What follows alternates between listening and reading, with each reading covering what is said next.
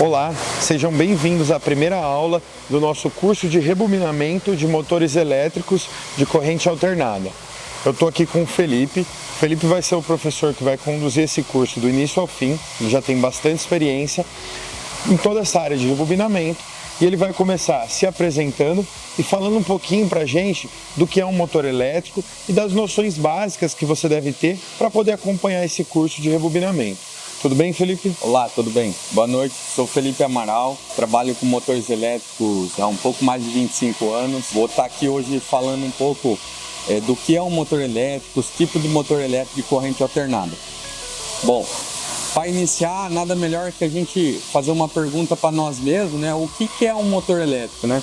Um motor elétrico é um equipamento que transforma a energia elétrica em energia mecânica.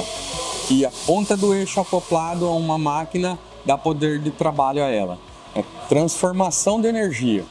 Como existem geradores que transformam a energia mecânica em energia elétrica, que chega na casa de vocês aí através de lâmpada, geladeira, coisas assim. Para fazer o gelo lá na geladeira, possivelmente tem um motor elétrico que esteja fazendo isso. E hoje nós vamos estar falando um pouco mais de motor elétrico CA voltado para industrial.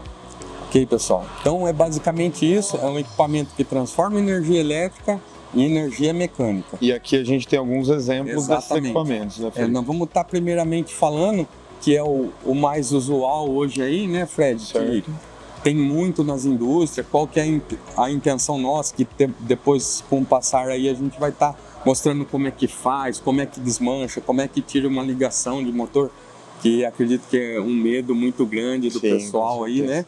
Então, aqui está um motor CA assíncrono, o pessoal conhece também muito como gaiola de esquilo. Aqui a gente não consegue ver, é esse carinha aqui, né? Se notarmos, a gaiola está aqui, ó. Esse alumínio injetado hoje, a gaiola se forma aqui. Como se nós não estivéssemos vendo ferro, teria uma gaiolinha de esquilo aqui. Então é um motor CA assíncrono, que ele vai variar a rotação. Esse rotor pertence a esse estator, exatamente, esse cara aqui, que também pode ser nesse cara aqui. Nós temos um motor síncrono, que nós não temos aqui no momento. Eu vou dar um exemplo, é um bobinado como esse. O servomotor a gente pode chamar também de um motor síncrono, só que ele é por polos com ímã.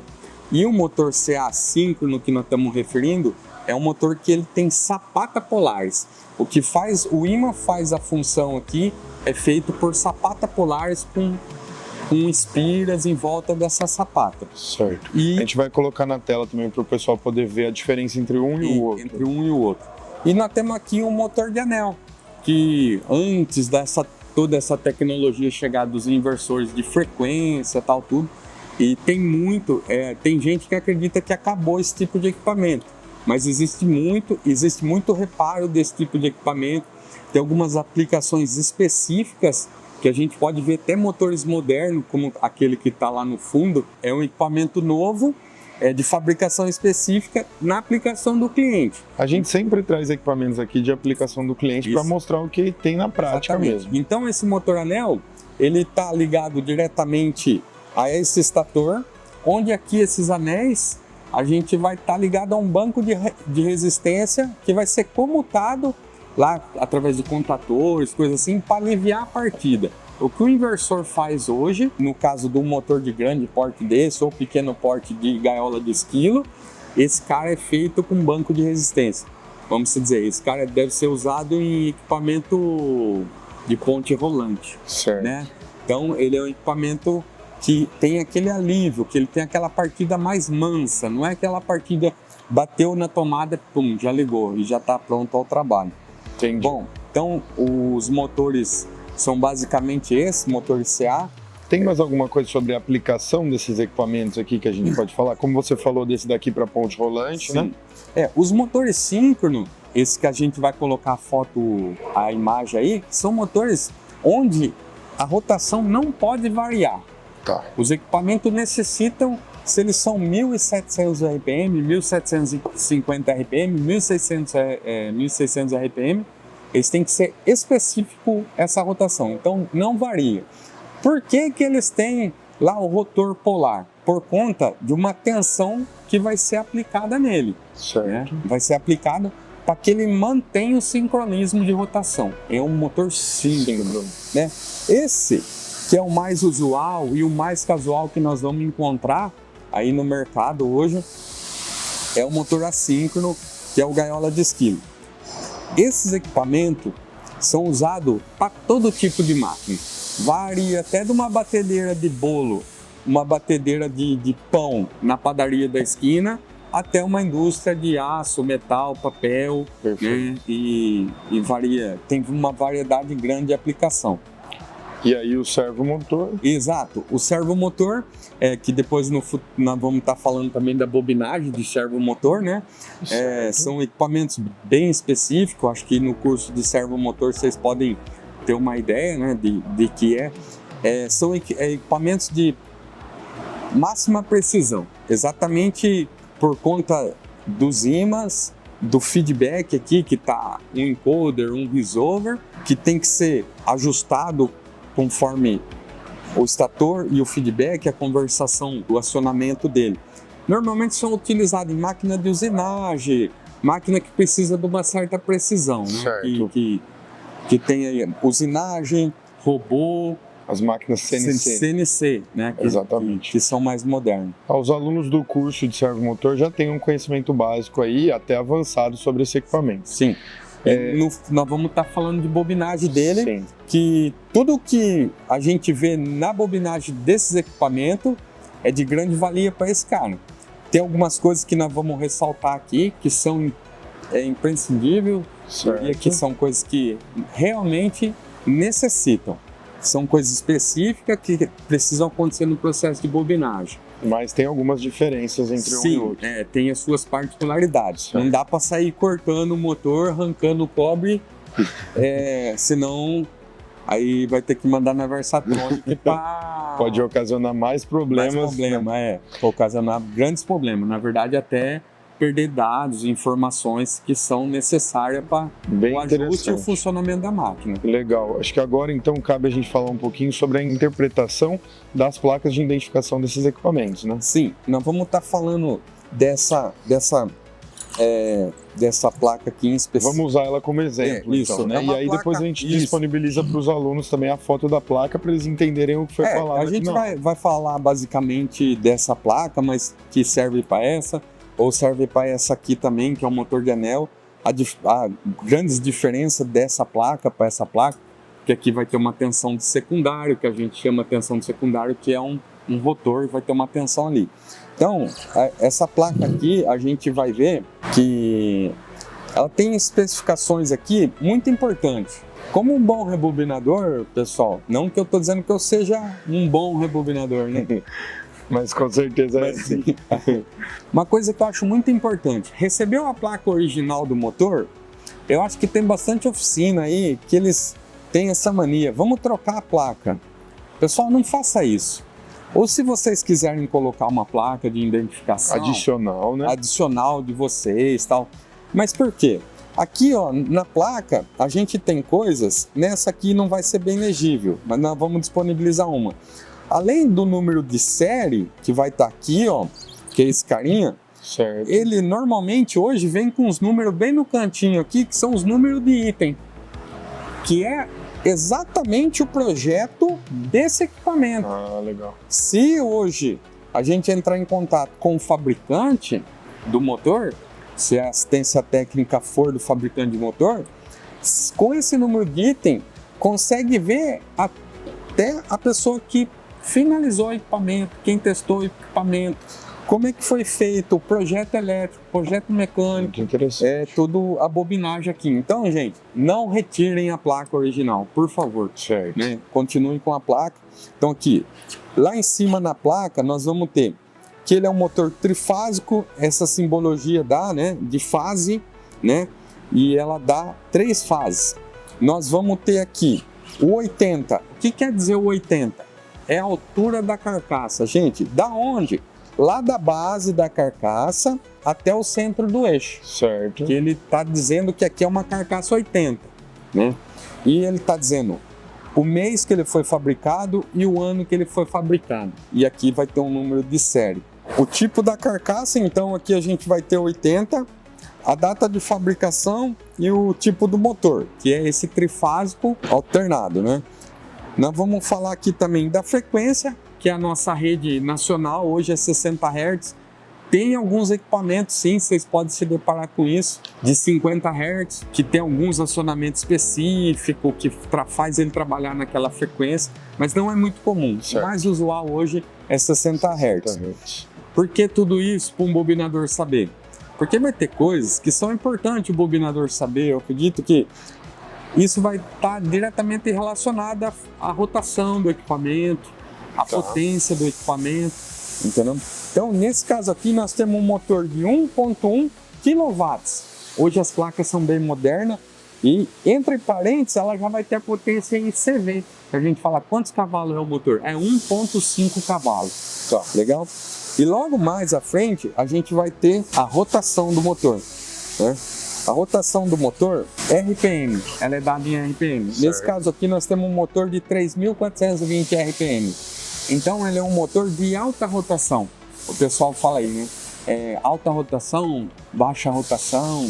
Então, esse motor é um motor de 2 polos, alta rotação. Por que é importante saber disso? Lá na frente, quando a gente for tirar o diagrama, identificar grupo, grupo por fase, ver as características construtivas do enrolamento, a gente precisa ter uma ideia. Certo. Então, por isso que é importante a placa. Lá, quando eu iniciei meu trabalho, era uma coisa bem interessante. Eu já cheguei a abrir motor que a placa era 4 polos, e quando nós fomos ver a lógica do enrolamento de motor, era um motor de 6 polos. Então, o cara rebobinou diferente, mas não tirou a placa original. Então, tem que ficar atento a essas coisas. Eu quero falar de uma coisa importante, da categoria do equipamento. Nesse caso aqui, é um equipamento de categoria N. Está totalmente ligado ao conjugado de partida dele. O que seria esse conjugado de partida? A partida, a maioria dos motores são N, que será um tipo de partida normal, né? Que ele não vai ter grande esforço de partida, é um equipamento certo. Que ele não vai partir com carga, né? Então, eu vou dar um exemplo. Se aqui na placa, se vocês também tiverem um dia, pode encontrar no mercado equipamento elevador. É um equipamento que você coloca a carga ou equipamento ser acionado. Certo. Possivelmente na placa desse equipamento vai estar a categoria D. Ah, tá. Que o conjugado de partida dele é diferente, é maior. É alto. A inércia, a força que ele precisa fazer para partir é maior. Entendeu? Mas não é tão usual ver esses equipamentos. São aplicações específicas, certo. Né, Fred? São como elevadores. Tem equipamentos na indústria mesmo, não só como elevadores, tem equipamento na indústria que são usados, que utilizam. Eu já vi motor desse tipo em fábrica de papel, que um mega liquidificador que tritura o papel lá, que vai caindo, a categoria às vezes tem que ser alta, por quê? Porque o torque é muito alto e às vezes o negócio dá problema cheio e ele vai ter que partir. Entendi. Todo com carga. No PDF a gente coloca mais exemplos de categorias e onde são aplicadas. Sim, legal. E daí a gente já falou da potência, já falamos da rotação. Uma coisa que eu acho legal da gente falar, especificar, né, bem aqui, 3.500 RPM hoje, que é a alta rotação, que é o que a gente falou. E só que se a gente pegar esse outro carinha aqui, nós temos ele 1.145 RPM. Então, esse caracteriza um motor de 6 polos. 6 polos. Se a gente fala assim, baixa rotação, as pessoas assimilam 1.800 RPM. Mas tem motores, vocês vão ver aí, mais casual aí, né? Até 8 polos, que no caso aí em 60 Hz, ele dá 900 RPM. Então, de acordo com o RPM, é possível descobrir o número de polos. Exatamente. Certo. Essa tabela a gente disponibiliza para os alunos também. Vamos disponibilizar essa tabela também. Interessante. Então, o fator de serviço, ele está aqui na placa, indica o quanto o motor pode trabalhar acima da sua potência. Nesse caso, nós temos nessa placa aqui 1.15. Tá? Então, e nessa placa aqui, vamos lá ver o fator de serviço. O FS aqui. Aqui também, 1.15. Gente, aqui ele pode trabalhar 1.15. Eu vou dar um exemplo. Corrente medida em ampere. Se a gente tiver um motor de 10 ampere, né? 1.15 vezes 1.15, né? Então esse 15 é o que ele pode trabalhar mais. É o regime que ele vai poder trabalhar direto? Não pode trabalhar direto. São em algumas exceções, né? Ele aguenta um tempo trabalhando assim. Exato. Mas com isso, se você trabalhar sempre no fator O desgaste de serviço, com certeza é maior. a vida útil do equipamento vai ser menor. A vida útil do motor elétrico vai ser menor. E requer alguns cuidados maiores no caso da aplicação lá. O motor, possivelmente, ele vai ter que ter, além do ventilador dele, uma ventilação forçada para a troca de calor ser maior. Certo. Para ser mais rápida, porque vai gerar mais calor. Mas reduz a vida útil do equipamento. Reduz a vida útil do equipamento. Vale a pena falar disso. Vamos falar da classe de isolação. Importantíssimo. O que a gente mais se depara no mercado de rebobinamento hoje com relação à classe de isolação, que eu acho que é uma coisa que não podemos pegar leve nisso. Certo. Legal? Se está lá na placa de identificação classe B, legal, vamos colocar a classe B. Mas se está lá na placa de identificação classe F, gente, por favor, não vamos colocar a classe B por causa de custo, porque, nossa, é muito mais caro, né? E eu vou falar das três, né? Classe, que é a classe B, que ela suporta 130 graus. Antes, só o que seria a classe de isolação? É um material isolante que vai estar aqui na ranhura, que vai estar na divisão de fases, que é essas meia-lua que a gente pode notar no motor ali. Nesse caso aqui, desse estator, ele vai estar aqui, né? Esse material aqui, ó, o material isolante. O fio usado no rebobinamento vai ser um fio com a capa que suporta até 155 Então a classe de isolação ela engloba todos esses Exatamente, todo o material utilizado no equipamento. E aí a gente parte para o equipamento de classe H, que suporta até 180 graus. Aí a gente pode disponibilizar também a tabelinha do Delta T. Quantas classes são? São 3 classes. Mais usuais. Mas tem classe de isolação até maior e tem classe inferior também. Certo, a gente disponibiliza uma tabela com todas as classes. Exatamente, nós vamos disponibilizar, mas as mais usuais, classe B você vai encontrar, esse equipamento aqui é um classe B. Classe B. Tá? De fabricação. Você vai encontrar em bomba de piscina, bomba d'água pequenininha, né? Bomba de hidromassagem, alguns equipamentos, máquina de cortar grama, roçadeira de grama.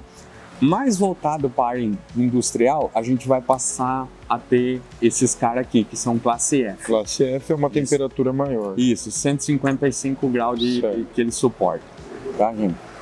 Bom, aí a gente vai falar do IPN, que é importante saber isso, que um motor desse aqui, na partida dele, ele pode chegar, o IP dele e o IN dele é 7.0. Gente, a corrente de 220 é 4.40 ampere aqui, a corrente. Então, aqui, na partida direta desse equipamento, se ele não é acionado por inversor de frequência nem nada, o cara só vai ligar uma chave lá, a corrente dele vai ser 7 vezes maior que essa da placa. Tá. Legal? Então, acho isso importante a gente falar. Essa é a corrente de pico. Isso, a corrente de pico, exatamente.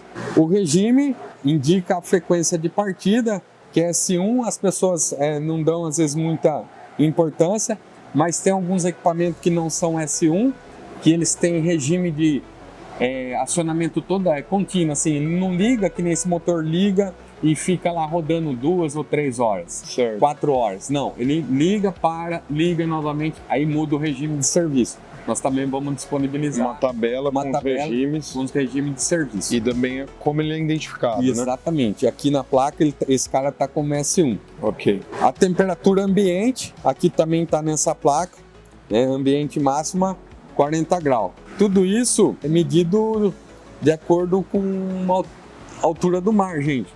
1000 metros. Tá. Que é o nível do mar. É o nível do mar. Acho que é basicamente isso, né? A gente vai falando um pouco da placa aqui, de identificação. Da leitura da placa. Exato. E a interpretação da mesa. É importante o rebobinador saber.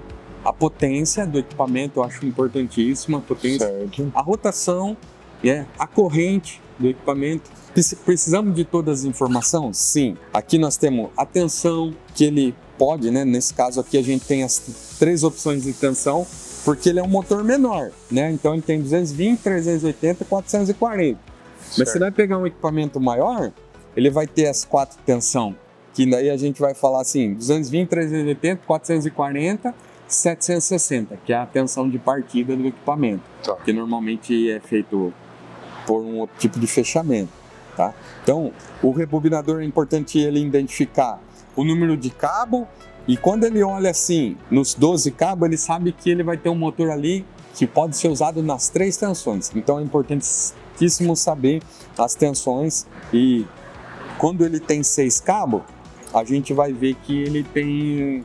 Normalmente ele pode ser 220, 380, mas também pode ser 380, 660, Tá. que é comum a Isso encontrar também isso. identifica na placa. Identifica na placa. Perfeito. Se não tiver identificado na placa, eu acho importante a gente falar Certo. que aí tem que perguntar para o cliente. Ah, eu tenho só 6 cabos, na sua placa lá não tem placa. Acho que é importante saber assim, qual que é a tensão que você usa o equipamento? É 220? Ah não, eu uso aqui, eu tenho 380, 660. Certo. Então você já sabe que aquele cálculo que vai estar ali não é para 220, e sim para 380, 660. Nesse caso aqui, ó, o equipamento bem prático, né? São os 3 cabos só, e lá na placa, ó, ele vai estar lá, 440 volts. Certo. Então, se o cliente colocar 220 volts, não vai ter a potência, Não vai ter. não vai exercer o trabalho necessário o equipamento. Para equipamento sem placa, que vem, né, do cliente sem a placa, tem mais alguma indicação que você se lembra que seja interessante a pessoa pensar, perguntar para o cliente, pedir histórico, algo assim? Sim, se tiver um histórico, a tensão que ele usa, né, a tensão que ele aplica lá ao equipamento, né, também onde ele usa o equipamento, Certo. né, que é importante a gente saber desse tipo de coisa. Ah, é a tal batedeira de pão lá, né? Então a gente sabe que é um regime tranquilo, não é um regime severo. Mas hoje pode se encontrar sim equipamento sem placa, mas é bem difícil. É difícil. Né? É Tá. difícil, mas pode encontrar. Legal, então. Legal? Essa foi a nossa aula 1 do módulo 1. A gente falou um pouquinho sobre as noções básicas dos equipamentos, e todas essas informações que foram colocadas aqui vão ser disponibilizadas até com mais detalhes no PDF. Se ficou alguma dúvida, é só comentar aí abaixo, e até a próxima aula.